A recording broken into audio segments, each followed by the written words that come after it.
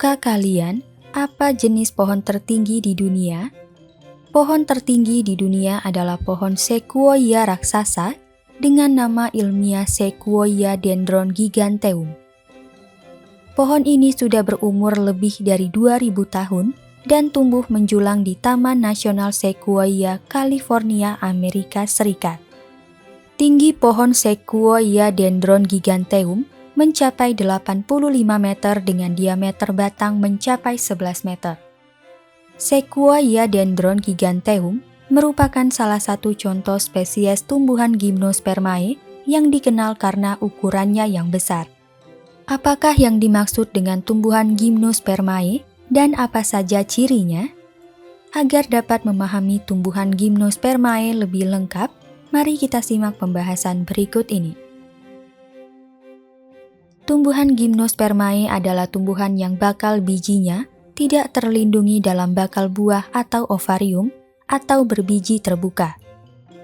Biji pada tumbuhan Gymnospermae akan langsung terlihat di antara daun-daun penyusun strobilus atau runjung. Pada pembelajaran ini, kita akan membahas ciri-ciri, siklus hidup, klasifikasi, dan manfaat Gymnospermae. Mari kita bahas ciri-ciri tumbuhan Gymnospermae terlebih dahulu. Pertama, ciri-ciri tumbuhan Gymnospermae. Dalam semua kelompok Gymnospermae, bagian tubuh tumbuhan yang terlihat mewakili fase sporofit. Fase sporofit pada tumbuhan Gymnospermae memiliki struktur akar, batang, daun, dan alat reproduksi. Tumbuhan Gymnospermae memiliki bakal biji yang tumbuh dan terletak di luar megasporofil atau daun buah. Megasporofil berupa sisik pendukung bakal biji yang terkumpul dalam bentuk strobilus atau runjung. Tumbuhan Gymnospermae memiliki alat reproduksi generatif atau seksual berupa strobilus atau runjung. Strobilus atau runjung merupakan kumpulan sporofil, yaitu bagian daun yang berfungsi menghasilkan spora. Alat reproduksi tumbuhan Gymnospermae terpisah antara jantan dan betina. Serbuk sari terdapat dalam strobilus jantan yang tersusun oleh sporofil jantan. Sementara itu, sel telur terdapat dalam strobilus betina yang tersusun oleh sporofil betina yang disebut megasporofil, sehingga dapat dibedakan ciri-ciri fisiknya. Tumbuhan Gymnospermae mengalami pembuahan tunggal. Rentang waktu antara penyerbukan dan pembuahan terjadi cukup lama, yaitu sekitar 1 tahun. Tumbuhan Gymnospermae yang berumah dua atau dioecious memiliki strobilus jantan dan betina yang terpisah atau tidak berada dalam satu pohon. Contohnya pakis haji. Sementara itu, tumbuhan Gymnospermae yang berumah satu atau monoecious memiliki strobilus jantan dan betina yang berada dalam satu pohon. Contohnya pohon pinus dan melinjo. Batang Gymnospermae. Semua tumbuhan Gymnospermae memiliki batang yang berkayu. Tumbuhan batang Gymnospermae ada yang tegak, ada yang tidak memiliki cabang seperti batang pakis haji. Ada yang memiliki sedikit cabang seperti batang pohon pinus, dan ada yang bercabang-cabang seperti batang pohon melinjo. Sebagai tumbuhan berpembuluh, Gymnospermae memiliki dua jaringan pembuluh, yaitu xilem dan floem. Xilem berfungsi untuk menyalurkan air dan garam-garam mineral dari akar menuju seluruh tubuh tumbuhan. Sementara itu, floem berfungsi untuk menyalurkan hasil fotosintesis dari daun menuju seluruh tubuh tumbuhan. Batang tumbuhan Gymnospermae mengandung kambium, yaitu lapisan jaringan meristem di antara floem dan xilem yang sel-selnya aktif membelah. Aktivitas pembelahan kambium ke arah dalam akan membentuk pembuluh kayu atau xilem, sedangkan pembelahan ke arah luar akan membentuk pembuluh tapis atau floem. Akar Gymnospermae. Tumbuhan Gymnospermae memiliki sistem perakaran berbentuk tunggang. akar Gymnospermae mengandung kambium. Selain itu, akar Gymnospermae juga memiliki kaliptra atau tudung akar yang berfungsi untuk melindungi sel-sel meristem pada saat membelah. Oleh karena itu, sel-sel meristem yang aktif membelah dapat menembus tanah tanpa mengalami kerusakan dan akar dapat menambatkan tubuh tumbuhan dengan kuat ke dalam tanah. Daun Gymnospermae. Tumbuhan Gymnospermae memiliki daun dengan bentuk yang bervariasi, yakni ada yang tebal dan berukuran kecil dengan bentuk menyerupai jarum seperti daun pohon pinus. Ada yang berupa daun majemuk seperti daun pakis haji, dan ada juga yang berupa lembaran dengan tulang daun menyirip seperti daun pohon melinjo. Kedua, siklus hidup tumbuhan Gymnospermae. Tumbuhan Gymnospermae melakukan reproduksi secara seksual atau generatif dengan membentuk biji.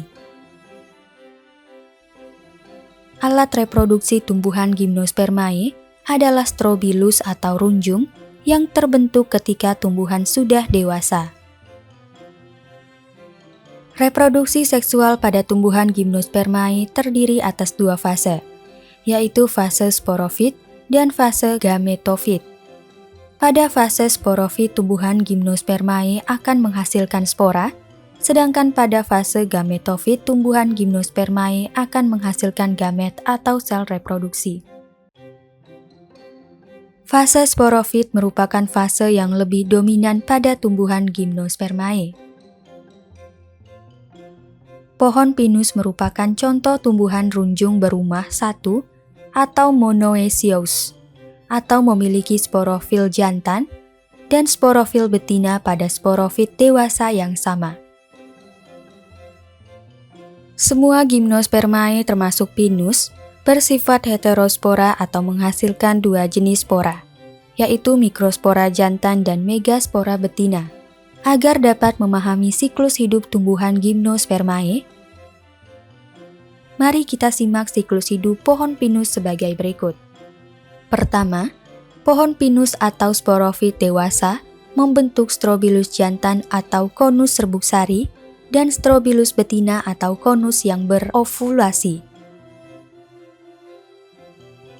Kedua, strobilus jantan memiliki mikrosporofil yaitu daun reproduktif kecil yang mengandung ratusan mikrosporangium diploid.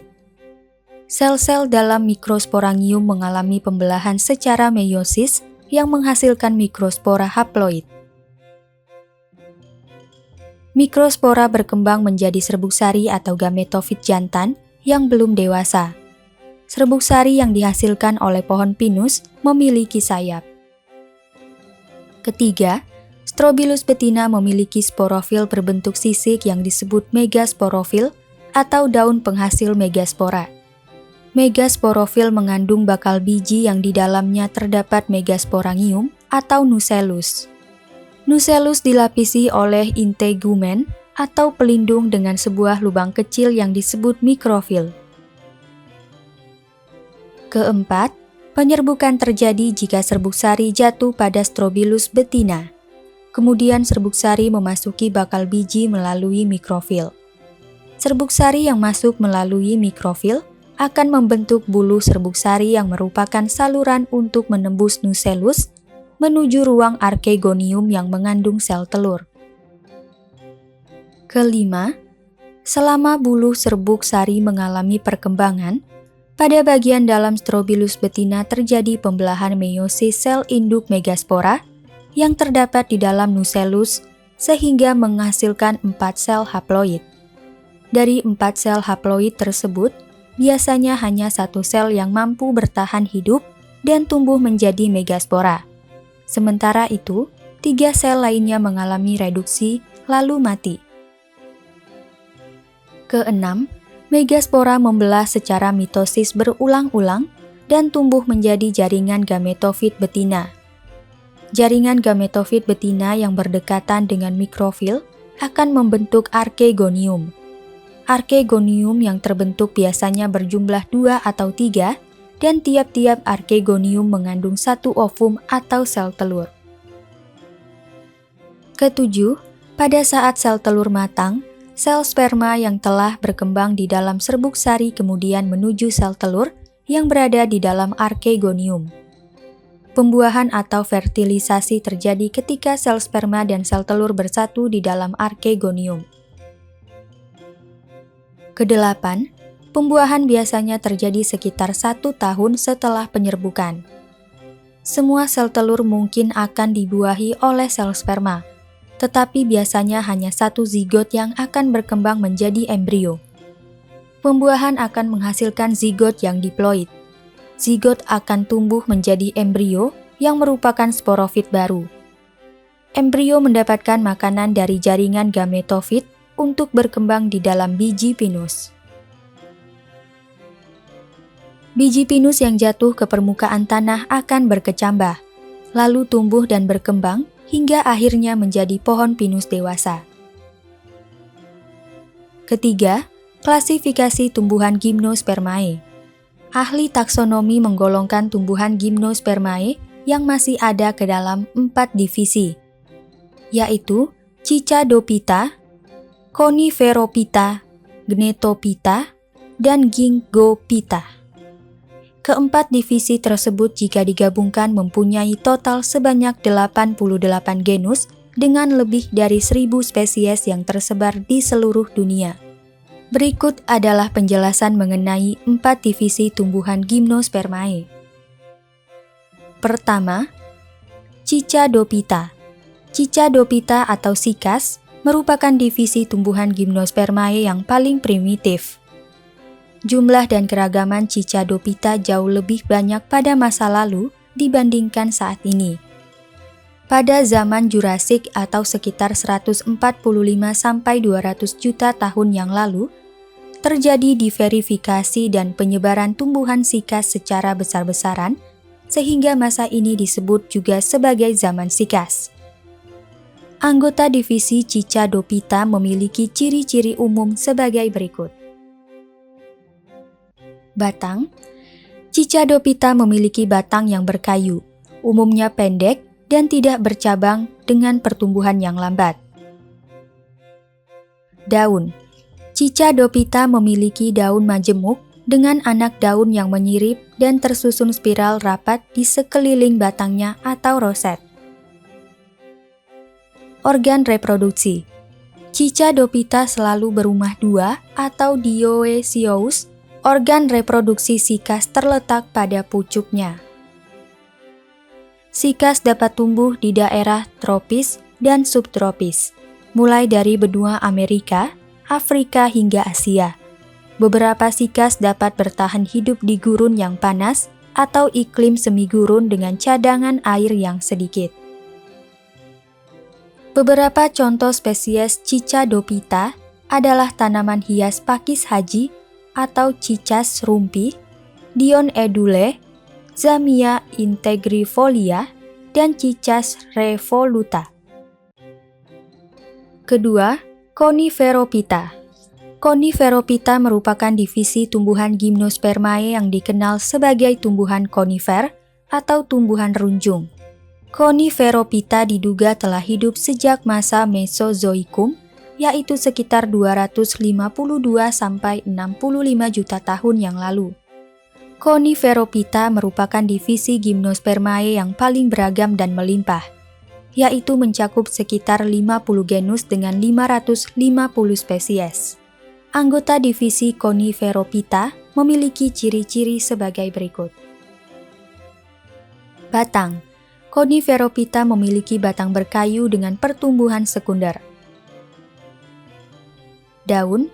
Coniferophyta memiliki bentuk daun yang menyerupai jarum atau sisik, berukuran kecil dan tebal. Bentuk daun mirip jarum merupakan adaptasi di tempat berangin dan dingin untuk mencegah kerusakan jaringan akibat terpaan angin dan kebekuan. Oleh karena itu, tumbuhan konifer tidak perlu menggugurkan daunnya pada musim dingin sehingga tetap hijau sepanjang tahun atau evergreen. Organ reproduksi. Coniferophyta termasuk tumbuhan berumah satu atau monoecious. Akan tetapi, Strobilus jantan dan betina biasanya berada pada cabang pohon yang berbeda. Selain itu, Strobilus jantan tumbuh secara bergerombol dan berukuran lebih kecil dibandingkan dengan Strobilus betina. Tumbuhan runjung dapat ditemukan di seluruh dunia, terutama di hutan boreal atau bioma taiga di belahan bumi utara. Beberapa contoh spesies Coniferophyta adalah Pinus atau Pinus mercussi, pohon Sequoia raksasa atau Sequoia dendron giganteum, cemara balsam atau Abies balsamea, dan tumbuhan Eupasifik atau Tacus breviofolia. Ketiga, Gnetophyta. Gnetophyta merupakan divisi tumbuhan Gymnospermae yang muncul pada awal zaman Cretaceous, yaitu 145 sampai 100 juta tahun yang lalu. Divisi Gnetophyta mencakup 3 genus dengan 70 spesies. Anggota divisi ini umumnya tersebar di wilayah tropis. Bentuk pertumbuhan Gnetophyta bervariasi, mulai dari pohon, semak, perdu, hingga liana. Anggota divisi Gnetophyta memiliki ciri-ciri sebagai berikut. Daun. Gnetophyta umumnya memiliki daun yang lebar dan bertulang daun menyirip, sehingga mirip dengan daun tumbuhan Angiospermae dikotil. Batang. Gnetophyta memiliki keunikan di antara Gymnospermae karena memiliki elemen pembuluh atau vessel element, yaitu sel penyusun pembuluh xilem yang sebagian besar ditemukan pada Angiospermae. Pada Gymnospermae lain, serta tumbuhan paku, xilem hanya tersusun dari sel-sel trakeid. Organ reproduksi. Sebagian besar Gnetophyta merupakan tumbuhan berumah dua atau dioecious. Strobilus pada Gnetophyta merupakan struktur majemuk yang dilengkapi dengan daun pelindung atau braktea, dan pada Strobilus betina terdapat lapisan jaringan tambahan yang menyelubungi bakal biji. Beberapa aspek morfologi dan reproduksi Gnetophyta membuat para ahli berpendapat bahwa divisi ini secara evolusi berada lebih dekat dengan Angiospermae dibandingkan dengan divisi-divisi Gymnospermae lainnya. Beberapa contoh spesies Gnetophyta adalah tumbuhan melinjo atau Gnetum gnemon, Ephedra sinica, dan Welwitschia mirabilis dari gurun Namibia. Keempat, Gingophyta. Gingophyta merupakan divisi tumbuhan Gymnospermae yang hidup pada akhir zaman Pliocene, yaitu sekitar 5,85 juta tahun yang lalu. Satu-satunya Gingophyta yang masih ada pada saat ini adalah tumbuhan Ginkgo atau Ginkgo biloba. Tumbuhan ini berasal dari Tiongkok dan dibudidayakan secara global sebagai tanaman obat dan tanaman hias. Berikut adalah ciri-ciri Gingophyta yang diwakili oleh spesies Ginkgo biloba. Batang. Batang Ginkgo biloba berukuran besar, tetapi ramping dengan tinggi mencapai 30-50 meter. Batangnya bercabang-cabang dengan tunas pendek. Daun. Daun Ginkgo biloba berbentuk kipas dengan tulang daun bercabang atau menggarpu. Tangkai daunnya panjang dan mudah gugur. Berbeda dengan divisi-divisi Gymnospermae lainnya yang bersifat evergreen, Ginkgo biloba menggugurkan daunnya pada musim dingin. Akar. Akar Ginkgo biloba menancap dalam serta tahan terhadap kerusakan akibat angin dan salju. Organ reproduksi. Ginkgo biloba termasuk tumbuhan berumah dua atau dioecious. Organ reproduksi jantan pada Ginkgo biloba berupa strobilus. Organ reproduksi betina Ginkgo biloba berupa ovul yang terletak di ujung batang yang bercabang dua dan tidak dilindungi oleh pembungkus apapun. Selanjutnya, kita akan mempelajari manfaat tumbuhan Gymnospermae. Peranan tumbuhan Gymnospermae. Tumbuhan Gymnospermae memiliki beberapa peranan yang menguntungkan dalam kehidupan manusia, yaitu sebagai berikut. Pertama, sebagai tanaman hias. Tumbuhan Gymnospermae yang sering dimanfaatkan sebagai tanaman hias adalah pakis haji atau cicas rumpi dan Dion edule. Permintaan sikas sebagai spesimen dan tanaman hias di taman dan rumah kaca telah menyebabkan banyak spesies dieksploitasi dari alam liar. Akibatnya, beberapa spesies sikas terancam punah. Cemara Norfolk atau Araucaria heterophylla dan cemara pensil atau Cypressus sempervirens umumnya juga dimanfaatkan sebagai tanaman hias. Sedangkan cemara Douglas atau Pseudotsuga menziesi digunakan sebagai pohon Natal. Beberapa kultivar dari tumbuhan Ginkgo biloba juga dimanfaatkan sebagai tanaman hias karena pada musim gugur, daunnya akan berubah warna menjadi keemasan. Kedua, sebagai bahan makanan. Tumbuhan Gymnospermae yang dimanfaatkan sebagai bahan makanan oleh masyarakat Indonesia adalah melinjo atau Gnetum gnemon, yaitu bagian biji dan daunnya. Selain itu, Ficus revoluta yang merupakan tumbuhan asli Jepang diambil patinya untuk diolah menjadi makanan pokok. Biji Ficus macrozamia communis atau kacang burawang juga menjadi sumber pati utama bagi penduduk asli Australia di sekitar Sydney. Ketiga, sebagai bahan obat-obatan. Tumbuhan Gymnospermae memiliki berbagai manfaat di bidang kesehatan. Ginkgo biloba mengandung antioksidan dan flavonoid yang dapat melancarkan sirkulasi darah serta meningkatkan kinerja otak, sehingga sering dimanfaatkan sebagai suplemen. Tumbuhan Ephedra sinica dimanfaatkan dalam pengobatan tradisional Tiongkok sejak 5.000 tahun yang lalu sebagai obat alergi, demam, dan penyakit pernapasan. Getah pohon pinus atau Pinus merkusi dimanfaatkan oleh manusia untuk mengobati luka karena mengandung zat-zat antibakteri dan antiinflamasi. Terdapat pula Pacific yew atau Tacus brevifolia yang mengandung senyawa paclitaxel. Senyawa ini dapat menghambat pertumbuhan sel tumor atau kanker sehingga dijadikan bahan obat kemoterapi yang efektif. Keempat, sebagai bahan baku industri kertas dan kayu bangunan. Gymnospermae umumnya memiliki kayu dengan densitas rendah sehingga ideal untuk pembuatan kertas. Tumbuhan Gymnospermae yang dimanfaatkan sebagai bahan industri kertas adalah genus Pinus, genus Agathis, cemara balsam atau Abies balsamea, dan genus Sequoia.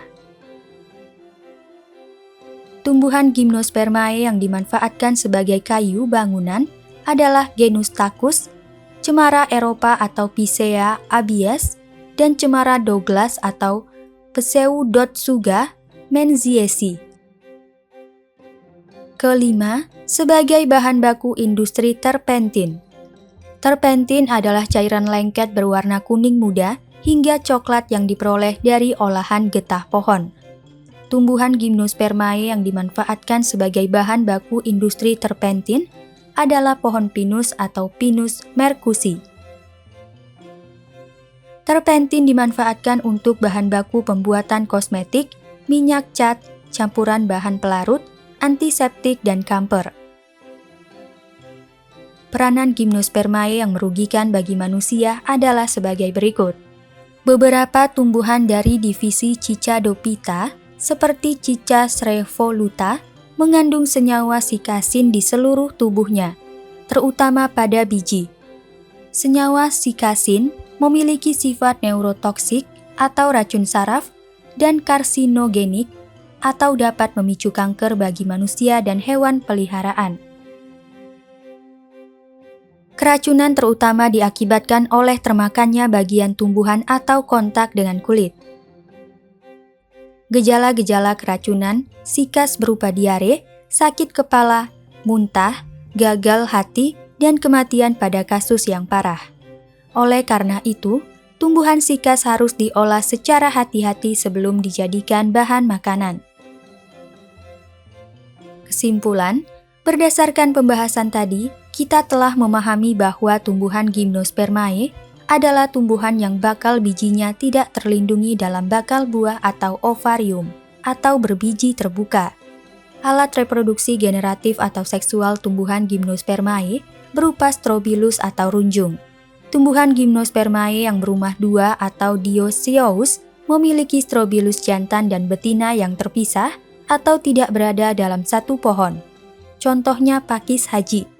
Sementara itu, tumbuhan Gymnospermae yang berumah satu atau monoecious memiliki strobilus jantan dan betina yang berada dalam satu pohon. Contohnya pohon pinus dan melinjo. Reproduksi seksual atau generatif pada Gymnospermae dilakukan dengan membentuk biji. Rentang waktu antara penyerbukan dan pembuahan terjadi cukup lama, yaitu sekitar 1 tahun. Tumbuhan Gymnospermae memiliki batang yang mengandung kambium, memiliki sistem perakaran yang berbentuk tunggang, dan memiliki bentuk daun yang bervariasi, yaitu bentuk yang menyerupai jarum, berupa lembaran dengan tulang daun yang menyirip, atau berupa daun majemuk. Ahli taksonomi menggolongkan Gymnospermae ke dalam 4 divisi, yaitu Cicadophyta, Coniferophyta, Gnetophyta, dan Gingophyta. Beberapa peran tumbuhan Gymnospermae yang menguntungkan dalam kehidupan manusia ialah sebagai tanaman hias, bahan makanan, bahan obat-obatan, bahan baku industri kertas dan kayu bangunan, serta bahan baku terpentin. Sementara itu, peran Gymnospermae yang merugikan bagi manusia adalah membahayakan kesehatan manusia, seperti tumbuhan sikas yang mengandung senyawa beracun.